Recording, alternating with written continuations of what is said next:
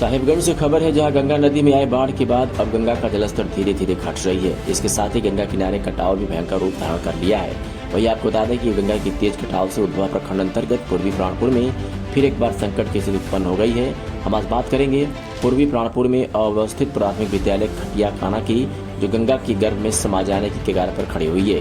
और आपको ये भी बता दें कि करीब एक महीना पूर्व में भी इस पंचायत के जीतनागर गांव की 2 मंजिला उत्क्रमित विद्यालय भी नदी के गर्भ में समा गया था। और फिर एक बार इसी पंचायत के रज्जाक टोला गांव के समीप प्राथमिक विद्यालय खटिया खाना भी नदी में पूरी तरह विलीन हो जाने की कगार पर खड़ी हुई है। गंगा नदी में आई बाढ़ का पानी अब उभरने लगा है। इसके बाद कई तरह की परेशानियां भी दिखने लगी है। जैसे ही गंगा नदी का जलस्तर में कमी हो रही है, जैसे ही जल घट रही है, नदी किनारे कटाव भी भयंकर रूप धारण कर लिया है। तो हम आपको बता दें, हम इस वक्त उद्धवा प्रखंड अंतर्गत पूर्वी प्राणपुर पंचायत के यहाँ खटियाखाना में खड़े हैं, जहाँ एक सरकारी विद्यालय है, प्राथमिक विद्यालय खटियाखाना। आप तस्वीरों के माध्यम से देख सकते हैं, ये स्कूल नदी की तेज कटाव के चलते नदी में समा जाने की कगार पर खड़ी हैं। कुछ हिस्सा अब नदी में ढह गया है। तो आइए हम यहाँ की कुछ स्थानीय लोगों से बात करते हैं। मस्जिदुल आलम। कहाँ के आप रहने वाले हैं? हम यही स्कूल का बाजी रजक टोला है ना, रजक टोला में स्कूल के बगल में रज्जक टोला का निवासी है। तो क्या तकलीफ हो रहा है? मेरा हमारे यहाँ तकलीफ हो रहा है कि अभी तो स्कूल चला गया है, एक दिन के अंदर मेरा घर भी जाने वाला है और मेरे रहने वाला का कोई व्यवस्था भी नहीं, कोई जगह भी नहीं है घर बैठने के लिए, और रास्ता भी गिर गया है। मुझे आने जाने का कोई भी अभी रास्ता नहीं है मेरे पास। बहुत तेज़ी से नदी कटाव हो रहा है। देखिए, स्कूल भी चला गया है, थोड़ा सा आधा से ज़्यादा हिस्सा, और 1-2 दिन के अंदर भी स्कूल भी चला जाएगा। और उसके बाद हम लोगों का रिजेक्ट टोला है ना, वो भी घर चला समाज हो जाएगा नदी में। नदी की कटाव मतलब यहाँ बहुत तेज़ी हो रहा है। क्या नाम है भाई? शेख बोराली। तो यहाँ क्या तकलीफ हो रहा है? तकलीफ तो जो हो रहा है वो दिख रहा है, नदी में गिर रहा है, स्कूल गांव सब गिर रहा है। हम लोग जाएगा तो कहाँ जाएगा? अभी बापा चारों तरफ पानी है, चारों तरफ पानी है, पानी में जा रहा है गांव स्कूल सब।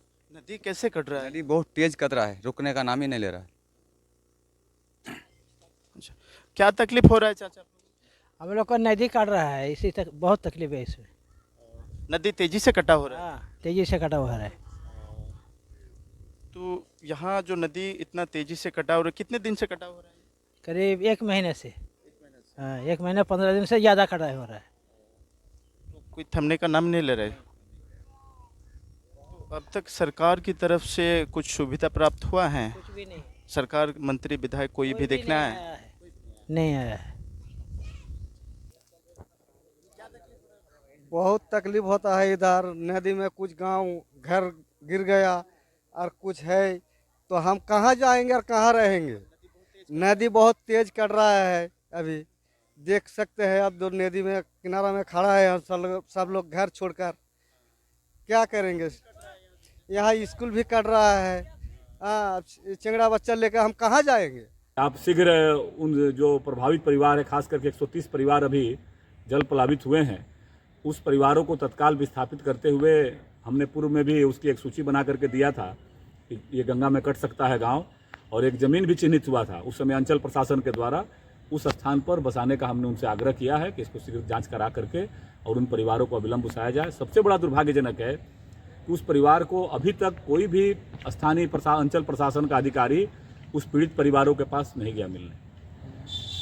मैंने उनसे कहा कि मैं सोमवार को जाऊंगा, उन परिवारों के लोग जहां भी होंगे उन परिवारों से मिल करके और उनको बसाने का काम दिशा में प्रयास होगा। थोड़ा जिला प्रशासन पहल करे, और आने वाला समय में जब राज्य विधानमंडल का सत्र, मानसून सत्र चालू होगा, इस मानसून सत्र में भी इस मामले को उठाएंगे कि किस प्रकार से शिथिलता बढ़ी है, और सरकार कम से कम ऐसे अधिकारियों का जिम्मेवारी तय करे कि जब सरकार ने सदन के अंदर घोषणा किया, सदन के अंदर कहा कि हम इसका जांच कराएंगे, जांच करा करके और उसका अविलंब कार्यादेश देने का काम करेंगे, और उसके बावजूद भी उनकी लापरवाही के कारण आज पूरा गांव गंगा में विलीन हो गया।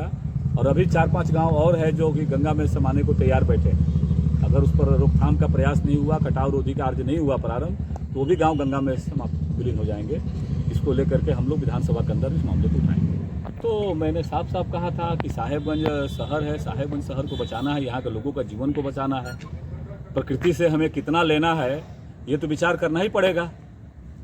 जो भी लोग हो, कहीं ना कहीं ये लापरवाही हुई थी और उस लापरवाही के कारण जो है आप देख सकते हैं कि लगातार जो घटनाएं घटी थी। मेरा घर जहाँ ये विस्फोटक का काम होता है वहाँ से 5-7 किलोमीटर दूर है। तो अब देख लिए हैं तस्वीरों के माध्यम से, यहाँ जो गंगा किनारे लोग बसे हुए हैं ये काफ़ी ज़्यादा नदी की कटाव से भयभीत है और परेशान हैं।